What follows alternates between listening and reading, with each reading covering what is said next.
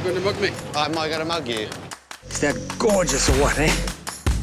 And I believe I can run a decent marathon. Download Veely now. Welcome to the dark world of the Ladykillers.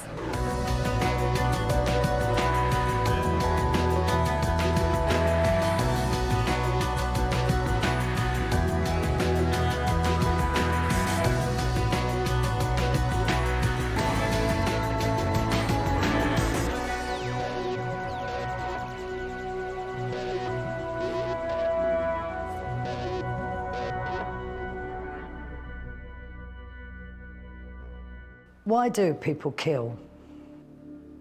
If there's one thing I've learned in my time as a crime writer, it's that there are 1,001 motives for murder. But in the case of a serial killer, what could be the motive for not one, but a lifetime of murders? Power, corruption, blackmail, or maybe the most common one of all, money, or more precisely, greed. This is Amelia Dyer, perhaps Britain's most prolific serial killer, a woman who is notorious for many years but whose name is barely known today. She was no oil painting, but there are many more reasons why it would be hard to paint a pretty picture of the life and times of Amelia Dyer. Amelia Dyer killed for money. Nothing new in that, even in Victorian England. But what is astonishing about Amelia is that all of her victims were newborns. Amelia Dyer delivered, fostered and adopted illegitimate babies for money. If you gave her £5 and the baby, she would take the baby and either have it adopted out or raise it herself. But of course what she really did was kill it and take the £5. Amelia Dyer was a murderer. And she knew what she was doing. This was a calculated career plan that she'd embarked on and sustained over 30 years, come what may. She says she felt peaceful after she put the baby's body in the river. She used to look at them and derive some kind of pleasure and some kind of perverted maternal perspective on these babies who she just killed. You know, as they're lying there, she gets some kind of glow. Using many aliases and addresses, Amelia Dyer evaded detection for decades, despite complaints to police in the pursuit of young mothers desperate to know the fate of their babies. She disposed of a lot of them straight away by throwing them in rivers. But we also believe that she kept hold of the parcels for a while until the bodies decomposed, so that there would be no chance of the babies being traced back to her. The letters that survive tell of an articulate, persuasive and plausible woman, rather than a savage butcher who killed and killed again for a period of 30 years. She wrote these adverts that were very cleverly crafted, saying that the child would be looked after and they'd been wanting a child for a long time and it would be loved, it would be a caring home. All these things were hitting exactly the right buttons for a young mum who, you know, was giving a child up. In 1896, Amelia Dyer's career caught up with her.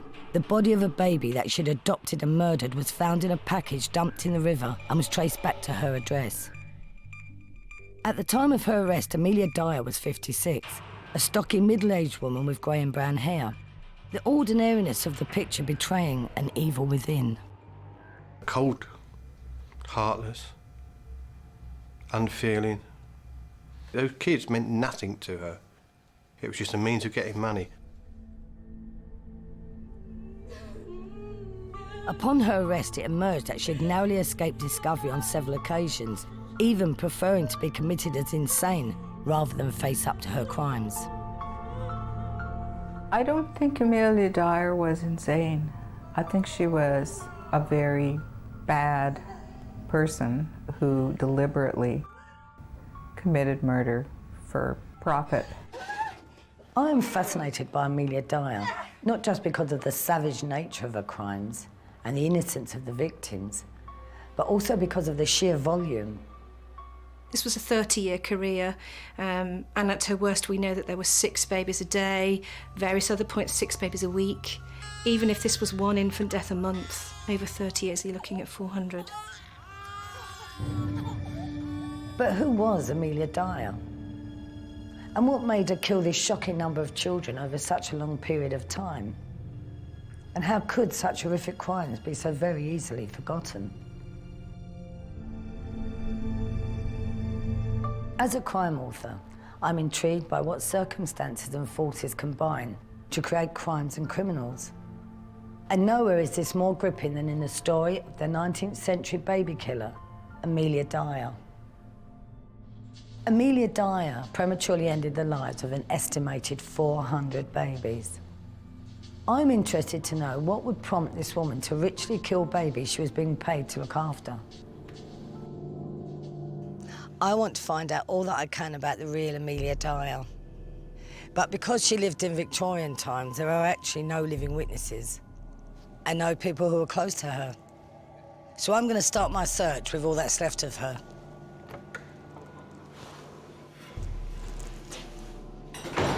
This is Thames Valley Police Museum, and all the evidence relating to Amelia Dyer is kept here, so I'm going to go through now and see what they've got.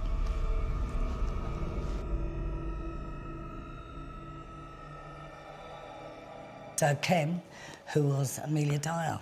Mrs. Dyer was a lady who set up quite a lucrative business of fostering children that couldn't be looked after by the mother or father. And she would adopt them for a fee for looking after the child, which could be something like 20, 30, 40 pounds.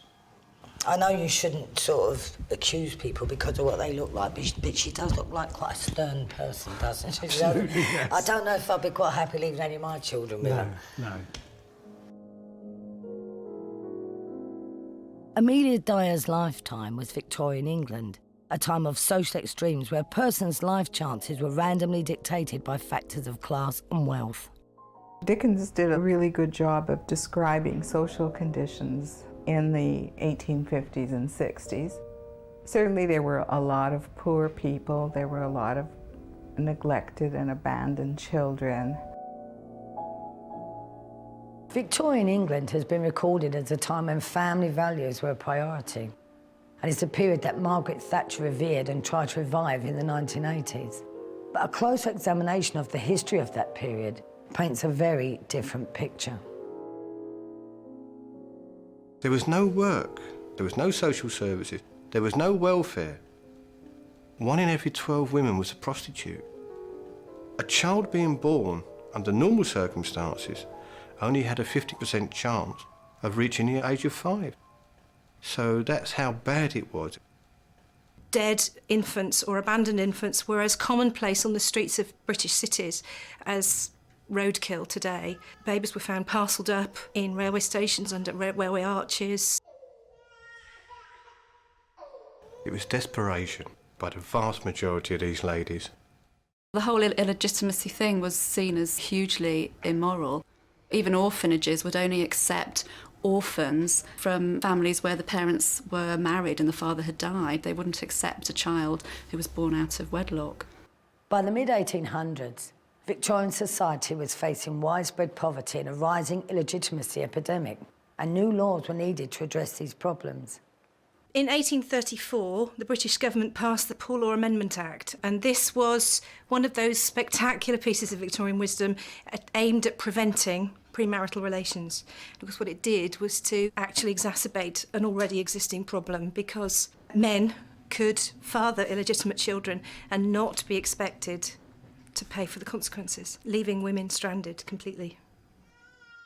Abortion was not an option that most people considered. So the simplest thing to do was hide, have the baby, and get rid of it. Pay somebody to take care of it, or pay somebody to get rid of it. Designed to protect the sanctity of family life, the illegitimacy laws would backfire and create new social problems. The biggest one of these would turn out to be the baby farmers. So, Kim, what was exactly baby farming? Baby farming was a business carried out throughout the country whereby if a mother was unable to look after their child, there was an option of sending it to a baby farmer, or known as fostering, on the understanding that they could go and visit the child whenever they wanted to. Farming out literally is where the expression comes from, either on a weekly fee, in which case they're referred to as nurse children, or on a permanent basis for a one-off sum. They were actually providing a service, legitimate ones. They were what the welfare does today. You would take a child that was abandoned or was not wanted and then give them to a foster parent. And that's what these people were doing for money. Established to assist with the adoption and fostering of children, baby farming was a lucrative practice. While many acted in good faith, it was unregulated and unpoliced, and therefore open to exploitation. Had the bad ones, like Amelia Dyer, who started getting rid of the children they couldn't pass on to other foster parents. You took the babies in, you got quite a reasonable fee, and then you didn't do anything with them. You let them die of starvation, or you hastened their end.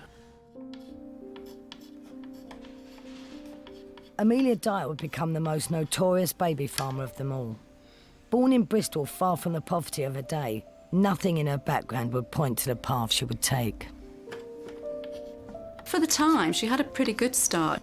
Her father had a good trade and paid for her to go to a church-run school, which at the time only a quarter of children her age actually got an education, so she was privileged in that respect.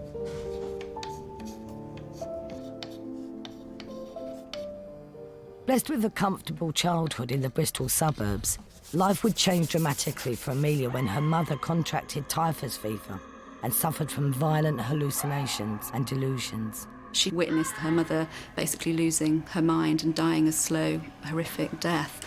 And I guess being a young girl, she may have even been called upon to, nurse her mother slightly, or at least wait upon her.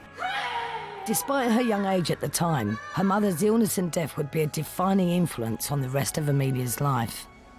Amelia was later to claim that mother died as a result of hereditary insanity. And I think, though this isn't true, it's really easy to understand how she could have remembered it that way. It would certainly have a massive impact on her, and she may have learned a few little things about what kind of symptoms may be shown by someone who's losing their mind. The enduring memory of the severity of her mother's illness and the early demand to be a carer may have also influenced her choice to train as a nurse at the Bristol Royal Infirmary. Amelia turned to one of the most arduous professions she could have turned to. Nursing was just starting to change. It was post-Crimean War. Nursing was starting to have a much better profile as a result of Florence Nightingale. But it was still a thankless profession. It wasn't such a caring profession as it is present day. They'd train you psychologically to be a lot more robust around dealing with people. So she became quite hardy and emotionless from having been trained through the nursing regime.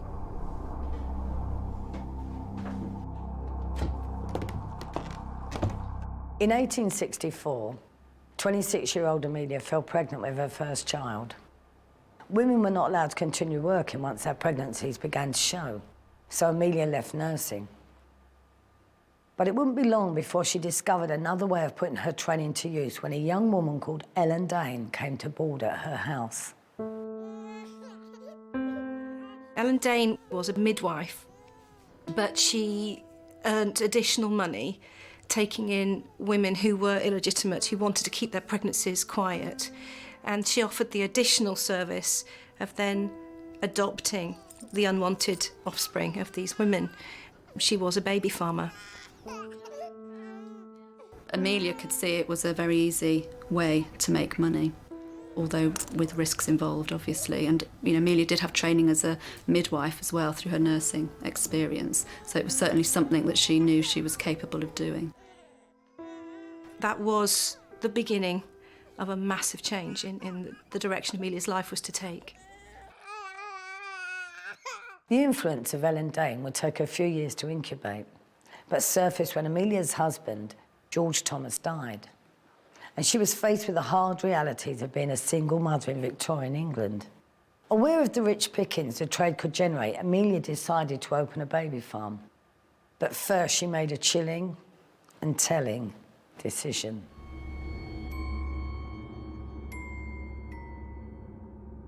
It was a choice that she made. She had options. She could have kept her child, she could have worked through. But instead what she does is to farm her own child out and to opt for the easy money that she'd seen Ellen Dane able to make. Mummy, is everything going to be okay? As Amelia chose to go into the baby farming business, she was maybe, you know, travelling around here, there and everywhere, adopting babies, so it made sense for her daughter to be out of the way.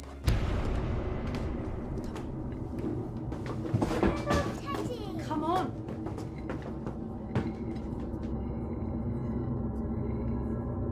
On any day in any newspaper, ads would run soliciting for the weekly, monthly or even yearly care of infants, all aimed at the mothers of illegitimate babies who wouldn't be able to work with the added liability of a child. In 1846, Amelia's ad started to appear alongside the rest. She opened the doors as a house of confinement, accepting women at the point where their pregnancy was no longer concealable, and seeing them right through to the delivery of the child. And then, just as Dane had done, either saying goodbye to mother and child, offering to keep the child on a weekly fee, or a permanent adoption for a much more considerable fee.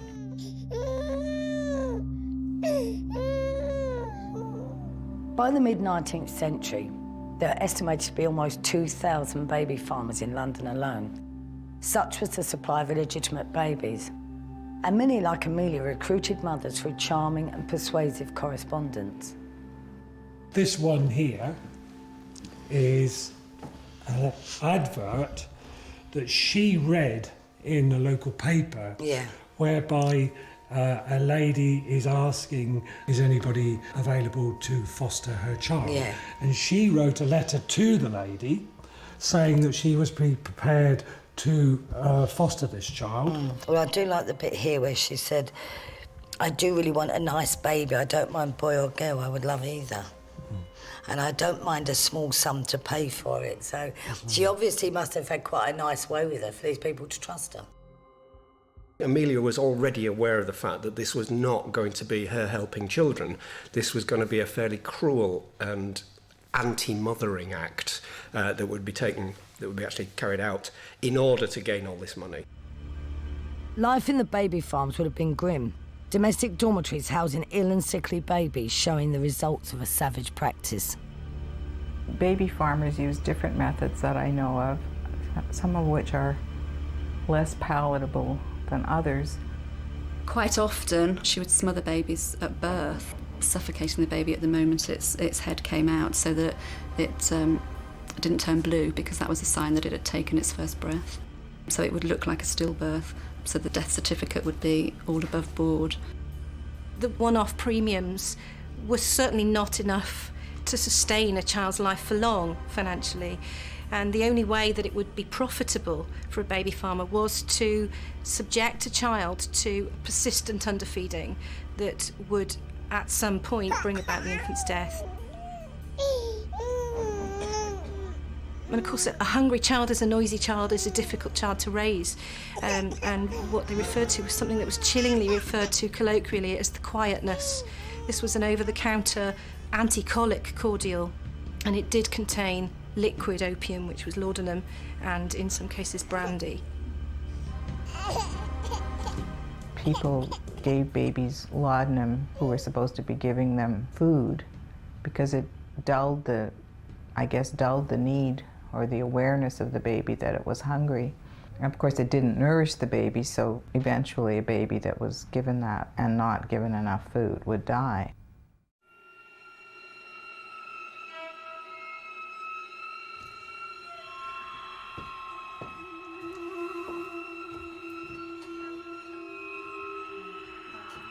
Amelia, would have been quite drawn to the idea of self-medicating, if you like, possibly seeing it as a route, to ease the situation, to make it even easier for her to put up with what she was doing.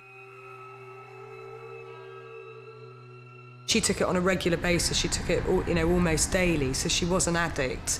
So that would, induce a form of, state from her mentally where she'd be detached from reality. And I think that was part of her coping mechanism, to detach from, reality of what she was doing.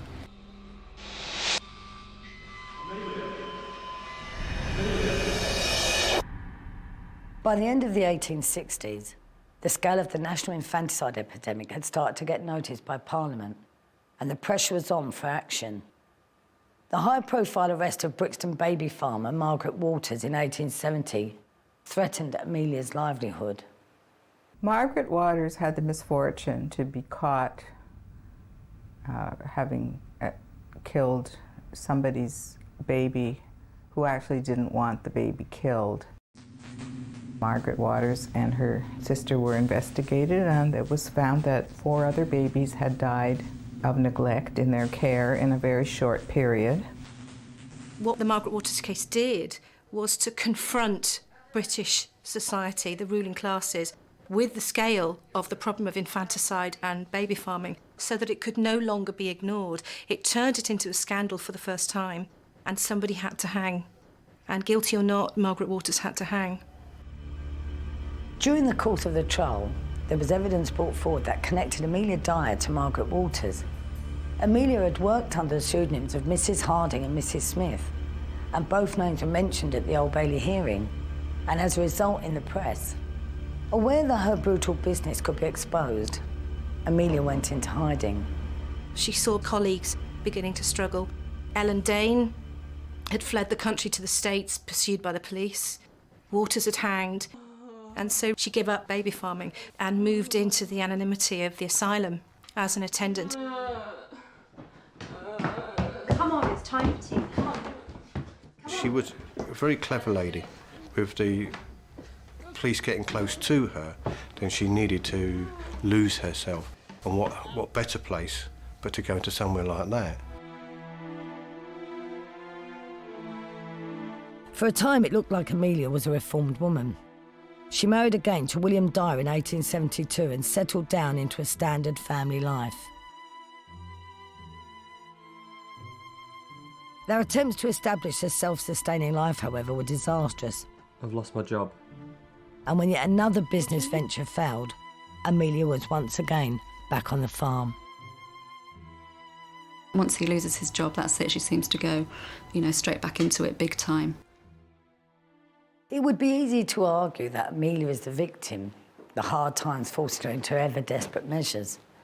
But it wouldn't explain why she would return as a more menacing murderer time and time again. Amelia committed what many serial killers do, the mistake of accelerating and being over-enthusiastic, either for reasons that she was, either enjoying the process or quite simply greed was driving her over the edge. As the pressure was increased across the country for a raise in the standards and conditions of infant care, Amelia's practices once again came under police scrutiny when 4 of her nurse children died within the space of 2 weeks. Suspicions were aroused and inquests were ordered into the deaths. Convinced that the full extent of her criminal career will be exposed in a court, Amelia Dyer decided on a very different ending. Amelia Dyer took a massive laudanum overdose. She was found to have emptied 2 bottles of laudanum during the process, and she was raging, she was delusional. And her favoured phrase at the time, "I took about the right amount, I'm part doctor myself," was certainly a dose that was sufficient enough to have carried her off. She very nearly died, but the fact that she survived it at all is a very strong indication that she had a prior tolerance to the drug. She certainly did genuinely try to kill herself, because it was, it had all fallen down around her. That was it. She was, she was caught. 2 bottles of laudanum would have killed most people, but not Amelia Dyer.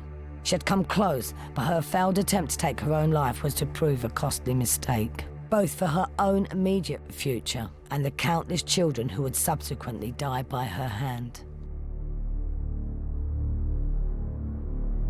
Amelia Dyer is one of the most prolific British serial killers. Dyer lived in the 19th century England and had a savage and brutal career as a baby farmer. Taking advantage of the fact that illegitimate babies' lives were all but worthless in Victorian Britain. Amelia Dyer fostered and adopted babies, and then she killed them for profit. The more children she murdered, the more money she made. In 1879, the police had a chance to nail her as a cold-blooded murderer. Amelia Dyer had been arrested after 4 of her infants had died suspiciously within the space of 2 weeks. The inquests are held both in the city and in Somerset, and they're pretty certain that these babies have died as a direct result of neglect and opium overdose, but they can't prove it. And interestingly, she gets off with a 6-month sentence with hard labour. Amelia was charged under the Infant Life Protection Act, where the prosecution were required to prove that she was aware that the opiate she administered would cause death rather than assist sleep. The difference between a murderer or a carried-away carer. She managed to sidestep the gallows, but without a sympathetic coroner.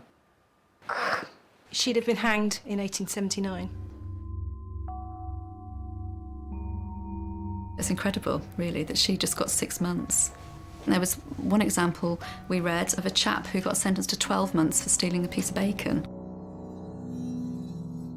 In the long term, it mostly would have served as a very hard lesson in forensic awareness that she wasn't going to get caught again.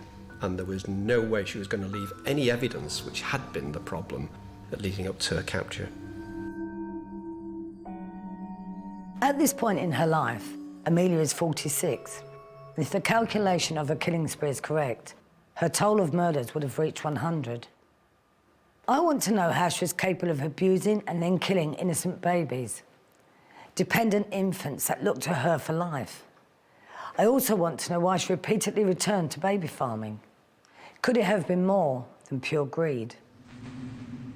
There was obviously more to it than just the money. There was something else about her that was enabling her to commit these horrific crimes. Could Amelia Dyer have been fuelled and simultaneously numbed by the laudanum and alcohol cocktail she was administering? Certainly the drugs would have had an impact on her, without a doubt, on her mental state, maybe induced, this complete detachment from reality. A long-term laudanum habit will lead to periods of depression. They can lead to mood swings, even when you're not under the influence. I think it also exacerbates any underlying mental health issues. If you accept she had a mental illness, did it contribute to her criminal behaviour, or could it be that they coexisted? And I tend to think that her criminal behaviour, which went on for such a long time and which was done in such a calculated way, wasn't related to her mental illness. The actual killing of the child and watching the child peacefully to some degree die, it parallels perhaps seeing her mother pass away, where she felt an almost godlike power over these children that she had decided were going to go to their maker.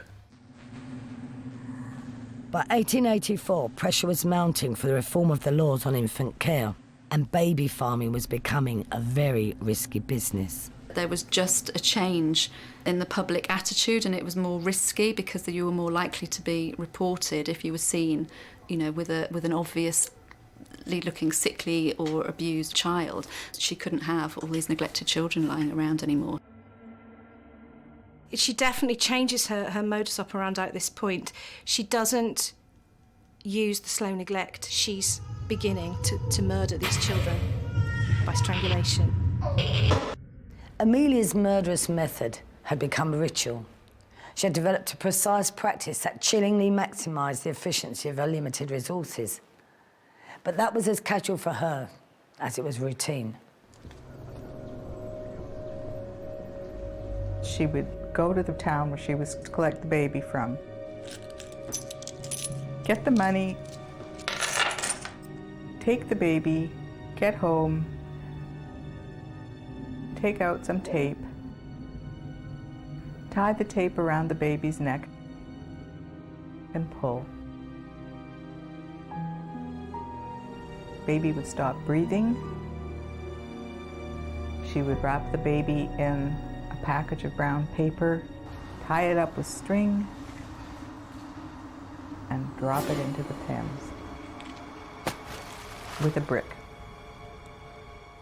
The idea of strangling and using the tape may seem almost symbolic or bizarre to ourselves, but in terms of criminal awareness, she was aware of the fact that if she'd tried to suffocate a baby, it's not always absolutely certain that the baby is dead, and tape around the neck meant that child was never going to come round again. The first however many times when it's a new thing, it's probably, a difficult process without a doubt, but the more she does it, the more desensitised she is to doing it. And I think for her, all she kept in her mind was the end result, which was getting the money and, bringing the next baby in and the next baby in. Amelia also made a routine of her recruitment and responded daily to notices in the papers. By now, she was deliberately targeting children from wealthy families where the financial return would be greater. But climbing the social ladder as a baby farmer brought new risks. Amelia was taking on the babies of educated people who would not be so easy to dupe or mislead. In 1890, a young governess discovered to her cost that Amelia Dyer was not the good mother she promised or appeared to be. This young woman would be the beginning of the undoing of Amelia Dyer.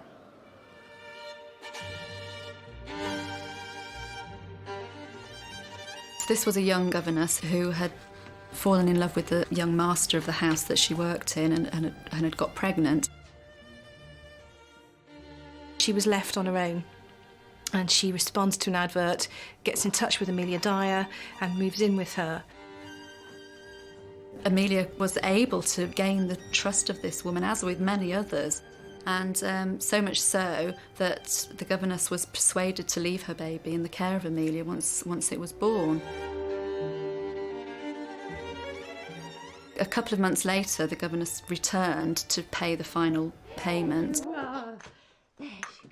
Amelia arrives cradling a baby that the governess knows is not her own. This is a 2-3-month-old child, and she knows this isn't her child.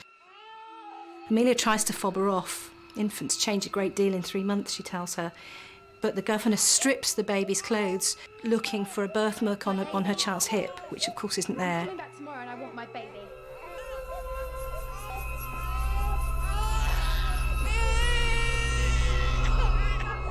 But this was a tragedy that was far from over. Like many mothers before her, the governess repeatedly tried to reclaim her child from Amelia, even bringing the police with her on several occasions. Well, miss, we have a problem. But each time, Amelia made her familiar excuses, No, that's not my despite knowing that the baby in question had died a long time before, and by her own hand. See you next week. She managed to put them off time and time again by sending them on wild goose chases, pretending the baby had been adopted by a couple that lived here, a couple that lived there. Relocation, relocation, relocation. Just one of the ways Amelia Dyer managed to evade the authorities. Aided and abetted by an endless stream of aliases and a cruel ability to string innocent parents along indefinitely. But with the governess on a trail, Amelia Dyer is once again under a spotlight and under pressure. She did feel hounded and hunted for a good many years. Whichever way she turned, eventually there'd be a knock on the door with the governess and a police officer. And I'm sure that would have had an impact on her. She would have felt that pressure. The governess certainly raises the very real prospect of another prison sentence, and that does seem to have a dramatic effect on Amelia's mental stability. She suddenly has this period where she turns completely irrational, threatens suicide. The doctor was called in and she flew at him. She was hearing voices. The birds are telling me to do it, to do it. Seemingly having a bit of an episode. So much so that she was sent to an asylum. But is she mental or meticulous? Amelia's breakdown seemed to be timed to coincide with a possible capture and also provided her with a convenient escape. To get into a Victorian asylum, you needed a medical certificate and you needed the magistrate agreeing to it, so you couldn't just walk in. So I think at those stages, she was unwell. Her breakdowns were very short-lived. Even if she did kind of have a bit of an emotional collapse, it was for a very short period of time, and then she picked herself up and got it all back together again. So, I mean, to me, that would say that there isn't a mental illness there. She never fell apart while she was killing children. She never fell apart while she was disposing of bodies. She only fell apart when it looked like there might be a confrontation with the law. From the asylum, Amelia was eventually transferred back to the workhouse in 1895. But it's clear that even here she was plotting a comeback. She befriends an old lady called Jane Smith, who's widowed, and she's resigned to spending her last days in the workhouse. And Amelia seduces her really with stories of rescuing the unwanted infants of single mothers and nursing them, and it's a very, very seductive image. And Jane Smith buys into it wholesale. Amelia's clever plot thickened. She groomed Jane Smith to be the perfect front for her next assault on the young mothers of Britain.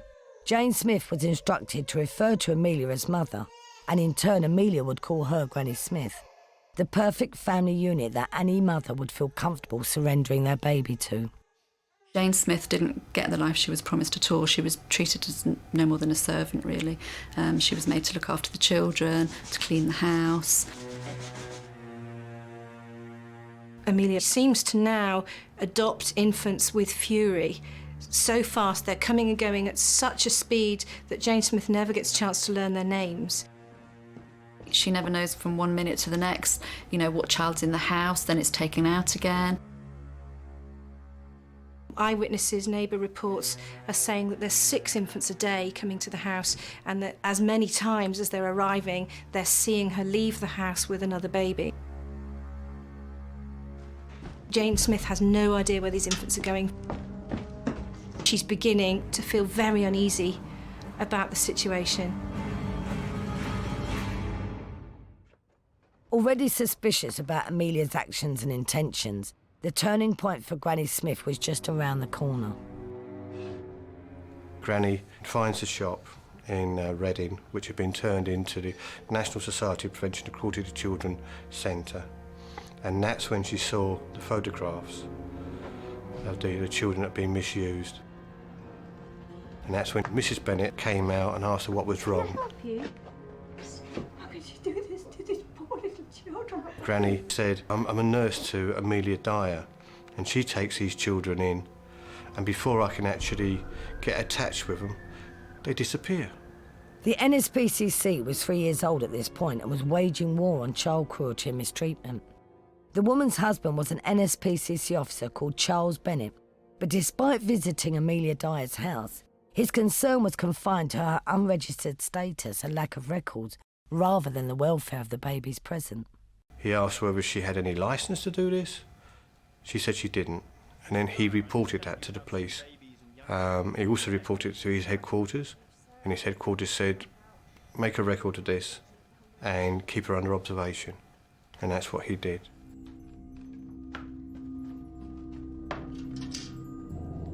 Just a few weeks later, it was Granny Smith who first noticed a terrible smell coming from one of the kitchen cupboards. It seemed to be coming from a strangely wrapped parcel on the shelf.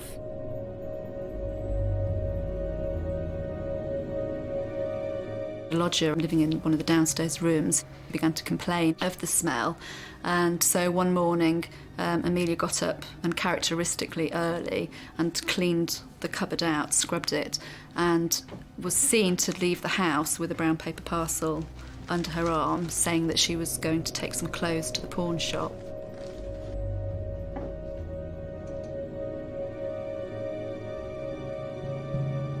There was a Thames bargeman. He was on the river and he saw this package in the river. He hooked it out and it's a brown paper parcel. Now inside that was a body of a baby with tape around the neck. And then inside the package there was a name and address. Amelia had been careless. Not only had the parcel failed to sink, but one of her old addresses was still clearly visible, written within the package. But the capture of Amelia Dyer wouldn't be so cut and dried. The name on the parcel was a Mrs. Thomas, and the police would have to be as clever as a criminal to bring Amelia Dyer to trial. Amelia Dyer is one of Britain's most fascinating and prolific serial killers. In a career that lasted 30 years, she killed into the hundreds. and managed to escape detection several times. But by 1890, she had started to make mistakes. One of the babies that had been retrieved from the river had been wrapped up in brown paper, and it hadn't been in the river terribly long. And when the police unravelled the paper, and on some of the brown paper, she had left a name and address of where she lived. Which was one of her aliases. Absolutely. Mrs. Thomas at Pickett Road. Now, Pickett Road is where our Amelia Dyer was living under the name of Mrs. Thomas. From that moment on, it was down to good old-fashioned police work to make the connection between the name and address on the parcel and Amelia Dyer. Mrs. Dyer, can we have a word, please? Of course. Amelia tried to wriggle out of it, tried to pretend she wasn't who she was, that she operated by a different name, but the police had none of it. What have we got here? At that time, it would have only been very simple evidence. They would have been looking purely for clothing and things which would link to the children which have been found. They found a house bulging with evidence of the adoptions of babies, reams of letters from mothers arranging adoptions, cupboards full of clothes, and a jar stuffed full of pawn tickets where infant clothes had been pawned. We'll have to arrest her. Can you come with me, please?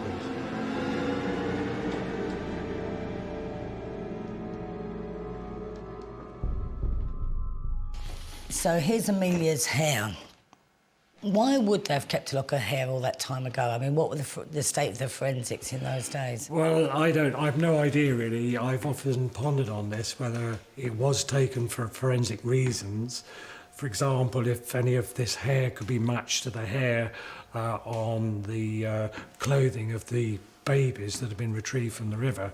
But I don't really feel that the advancement of looking at hair was the same as it is today. It seemed a bit ghoulish somehow, doesn't it, having her hair? So this is her charge sheet, and it says here she did feloniously, willfully, and with malice aforethought kill and murder a certain female infant, Helena Fry, daughter of one Mary Fry. Amelia was taken to the Reading police station, where the first thing she did was to attempt suicide again, this time by removing a bootlace and tying it round her neck with a knot under her right ear, in the same way that she'd strangled her infants. The police dredged the river looking for more evidence, and on the 10th of April 1896, a carpet bag containing Doris Marmon and Harry Simmons was discovered. The carpet bag was a key piece of evidence. Amelia had a nurse child, an older boy, living in the house, and he identified the carpet bag as his own.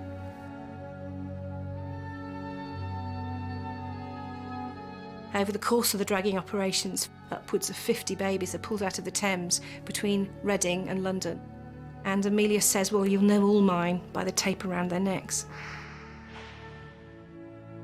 With the noose tightening around Amelia's neck, her daughter and son-in-law were also arrested as accessories to murder. Amelia was so distressed by this that she confessed and wrote a letter taking all responsibility for the crimes.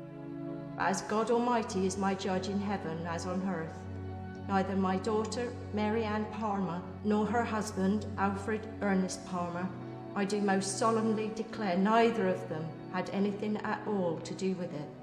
They never knew I contemplated doing such a wicked thing. She knew the chances of her living through a trial like this and coming out and being just given a sentence of prison or something were virtually nil.